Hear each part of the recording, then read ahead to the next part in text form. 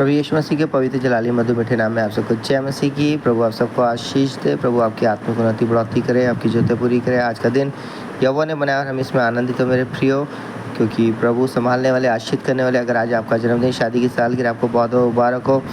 अगर आप बीमार है, स्वस्थ है, प्रभु आपको पूरी चंगाई दे। अगर निराश दुखी है, प्रभु निराशा दुखों को दूर करे। अगर व्याकुल है तो व्याकुल मन को प्रभु शांत करे। और आज का दिन प्रभु आपको जयवंत करे, सारी परेशानियां दुखों को दूर करे। और ये हफ्ता आपके लिए आशीष और आने वाला महीना भी आपके लिए आशीष हो मेरे प्रियो। और 1 तारीख को पहला संडे है, चर्च जाने की भी तैयारी करें मेरे प्रियो।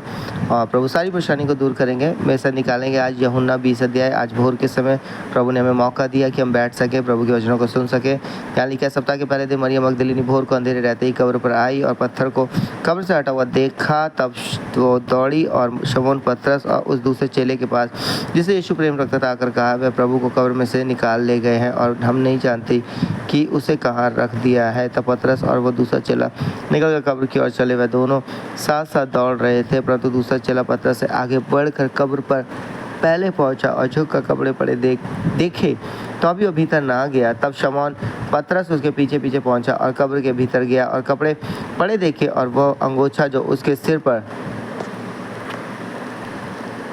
सिर से बंधा हुआ था कपड़ों के साथ पड़ा हुआ नहीं, परंतु अलग एक जगह लपेट कर रखा हुआ देखा। तब दूसरा चेला भी जो कब्र पर पहले पहुंचा था भीतर गया और देखकर विश्वास किया। वह तो अब तक पवित्र शास्त्र की वो बात ना समझे थे कि उसे मरे हुओं में से जी उठना होगा। तब ये चेले अपने घर लौट गए। मरियम मगदलीनी पर प्रकट होना। परंतु मरियम रोती हुई कब्र के पास ही बाहर खड़ी रही और रोते रोते कब्र की ओर झुककर 2 स्वर्गदूतों को उज्ज्वल कपड़े पहने हुए, एक को सिरहाने और दूसरे को पैताने बैठे देखा। जहाँ यीशु का शव रखा गया था, उन्होंने उससे कहा, हे नारी, तू क्यों रोती है? उसने उनसे कहा, वह मेरे प्रभु को उठा ले गए और मैं नहीं जानती कि उसे कहाँ रखा है। ये कहकर वो पीछे मुड़ी और यीशु को खड़े देखा, पर ना पहचाना कि वो यह यीशु है। यीशु ने उससे कहा, हे नारी, तू क्यों रोती है?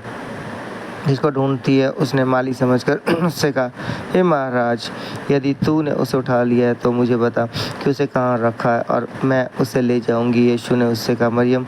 उसे पीछे मुड़कर उससे इब्रानी में कहा, रब्बुनी, हे गुरु। यीशु ने उससे कहा, मुझे मत छू, क्योंकि मैं अब तक पिता के पास ऊपर नहीं गया, परंतु मेरे भाइयों के पास जाकर उनसे कह दे कि मैं अपने पिता और तुम्हारे पिता और अपने परमेश्वर तुम्हारे परमेश्वर के पास ऊपर जाता हूँ। मरियम मगदलीनी ने जाकर चेलों को बताया, मैंने प्रभु को देखा और उसने मुझसे ये बातें कही।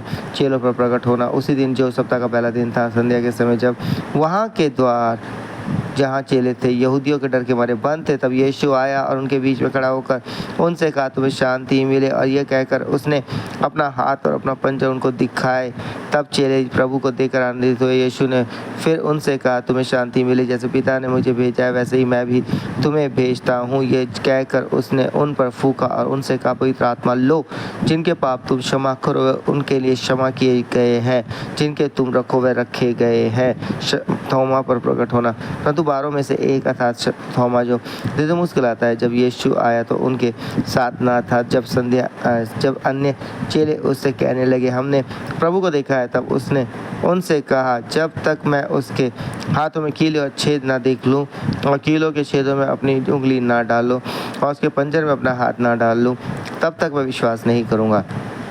8 दिन के बाद उसके चेले फिर घर के भीतर थे और थोमा उनके साथ था और द्वार बंद थे। तब यीशु आया और उनके बीच में खड़े होकर कहा, तुम्हें शांति मिले। तब उसने थोमा से कहा, अपनी उंगली यहाँ लाकर मेरे हाथों को देख और अपना हाथ लाकर मेरे पंजर में डाल। अविश्वासी नहीं परंतु विश्वासी हो। ये सुन थोमा ने उत्तर दिया, हे मेरे प्रभु, हे मेरे परमेश्वर। यीशु ने उससे कहा, तूने मुझे देखा है क्या, इसलिए विश्वास किया? धन्य वह है जिन्होंने बिना देखे विश्वास किया। इस पुस्तक का उद्देश्य यीशु ने और भी बहुत से चिन्ह चेलों के सामने दिखाए जो इस पुस्तक में लिखे नहीं गए, परंतु ये इसलिए लिखे गए कि तुम विश्वास करो कि यीशु ही परमेश्वर और पुत्र मसीह है, परमेश्वर का पुत्र मसीह है, और विश्वास करके उसके नाम से जीवन पाओ। सो परमेश्वर पिता इस पढ़े चुने सुने हुए कलाम के तरफ सबको बहुत बहुत आशीष दे। आमीन। आइए सर झुकाएंगे, प्रार्थना करेंगे, आंखें बंद करेंगे। पवित्र पवित्र पवित्र पवित्र पवित्र पवित्र पवित्र पवित्र पवित्र पवित्र पवित्र पवित्र पवित्र पवित्र इब्राहिम, इसहाक और याकूब के पिता परमेश्वर मसीह शुनाथ स्वर्गीय पिता, आपके जलाली चरणों के सम्मुख आते खुदा धन्यवाद करते कि आपने हमें प्रातःकाल की रोशनी दिखाई और भोर के समय मौका दिया कि आपके वचनों को सुन और पढ़ सके। प्रभु हाँ, जीवित खुदा मैं आपका शुक्रिया करता हूँ कि प्रतिदिन आप हमें संभालते, प्रतिदिन वचन सुनने में मदद करते, पढ़ने में सहायता करते प्रभु। आपका आत्मा आपके लोगों में जो वास करता है, रोमी 8:9 में लिखा है, पहला कुरिन्थियों 3:16 में लिखा है, परमेश्वर का आत्मा तो वास करता है। हाँ प्रभु, आत्मा उनकी अगुवाई करे प्रभु, ताकि वो सही फैसले अपनी लाइफ में लेने वाले हो सके प्रभु। हर एक पति पत्नी, हर एक जवान बेटी प्रभु जी, उनके रिश्ते के संबंधी प्रभु, हाँ प्रभु जी, सही फैसला ले प्रभु जी। हर एक विचार पाप से बचाए, गलत फैसले से बचाए प्रभु जी। हाँ प्रभु, हर एक नुकसान से उन्हें बचाए प्रभु। और प्रभु आपका प्रेम उन सबके जीवन में बना रहे, यीशु के नाम से पिता। हाँ प्रभु, जब भी पति पत्नी परिवार मिलकर आपको पुकारे, आपकी हजूरी को, आपकी आशीष को रिसीव करने वाले हो सके प्रभु। उनके जीवन, परिवार, घर से क्लेश, लड़ाई झगड़े को, निराशा, दुखों को दूर करे प्रभु। हर एक दुविधा को उनके जीवन से दूर करे प्रभु। हर एक असमंजस को दूर करे प्रभु। हर एक निराशा को दूर करे। हर एक दुष्ट के विचारों को विफल कर उनके जीवन से प्रभु। हर एक बंधन दुष्ट के विफल उनके घराने परिवार से परमेश्वर पिता। हर एक पति पत्नी के बीच प्रेम बना रहे प्रभु, परिवार घराने में प्रेम बना रहे प्रभु। जो फैसला ले प्रभु, आपकी इच्छा के अनुसार ले प्रभु जी। उनके काम को आशीष करे, काम में आने जाने में सुरक्षा दे प्रभु। कमाई को आशीष करे, उनके अधिकारी को हृदय को नम्र दिन करे, उनका प्रमोशन की सैलरी बढ़े। जो बिजनेस करना चाहते हैं, जो बिजनेस के द्वार खोले प्रभु जी। और जो बिजनेस करे, उनके बिजनेस को बढ़ाए, आशीष करे, कोई कमी घटी ना हो प्रभु जी। और हर एक नुकसान खतरे से बचाएं प्रभु। प्रार्थना करता हूँ प्रभु, आज का दिन उनके लिए आनंदित आने वाले महीना भी आज तो जो फैसला बना रहे हैं, ले रहे हैं, उन सही फैसले को लेने में उनकी मदद करें। अगर आज जन्मदिन, शादी की सालगिरह उन्हें आशीष करें। अगर किसी को प्रभु जी ऑपरेशन की ज़रूरत है प्रभु, या पैसे की ज़रूरत है प्रभु, जिनके ऊपर कर्जा कर्जमुक्त जीवन दे प्रभु।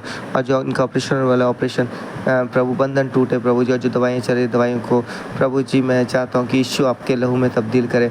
और दवाई से दवाई के गुण समाप्त हो, लेकिन यीशु के लहू की सामर्थ उस दवाई के थ्रू कार्य करो, पूरी शिफा उन्हें मिले, बंधन टूटे प्रभु जी। उनके अधिकारी को देखो नम्र दिन करे, उनका कार्य बने, सफल हो प्रभु।